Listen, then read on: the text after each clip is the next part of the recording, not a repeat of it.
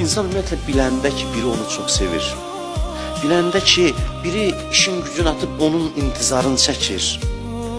İnsan bilsə ki, biri mənə vurğundur, aşiqdir.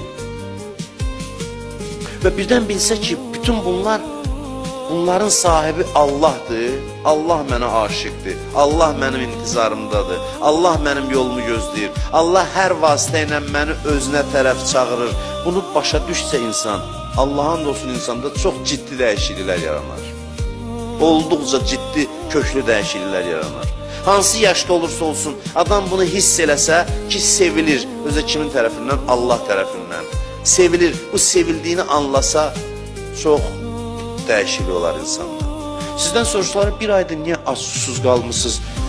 Bütün günü səhərdən axşamacan oruçsuz, məscidə gedirsiniz. Bütün bu nə üçün idi? Bir dənə cavab verin. Allah istəyir ki, mən günah eləməyim. Günahdan məni çəkindirmək üçün, kömək üçün Ramazan ayına qərar verin. Bunun sevgidən başqa bir izahı var mı? Nasıl bir izahı var? Biz anlamırıq, başa düşmürük. Ona görə də biz başa düşəmirik ki, axı nə məsələdir bu günah mövzusu? Bu ariflər var, birdən günah olar ha. Biz başa düşmürük.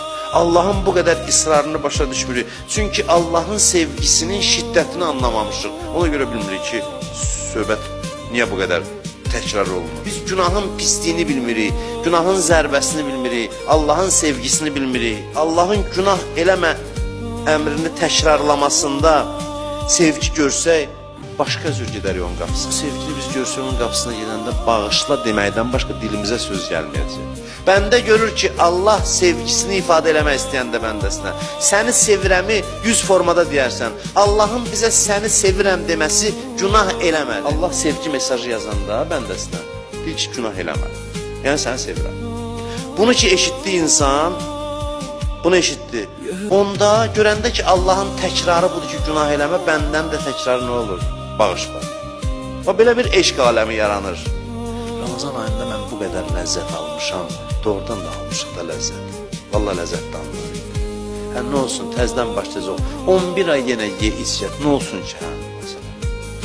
Amma bu ləzzəti heç nə verməyəcək, düzdür. Günahkar halda bu qədər mənə Ramazan ayı ləzzət veribsə, gör, pak olsaydım, bu ay mənə nə qədər ləzzət verərdi.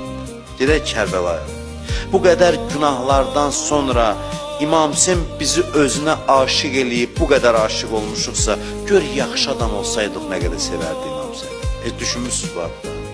Mən bu qədər günahkar ola onu o qədər sevirəmsə, gör yaxşı olsaydım Hüseynin adı gələndə nə hala düşərdim mən.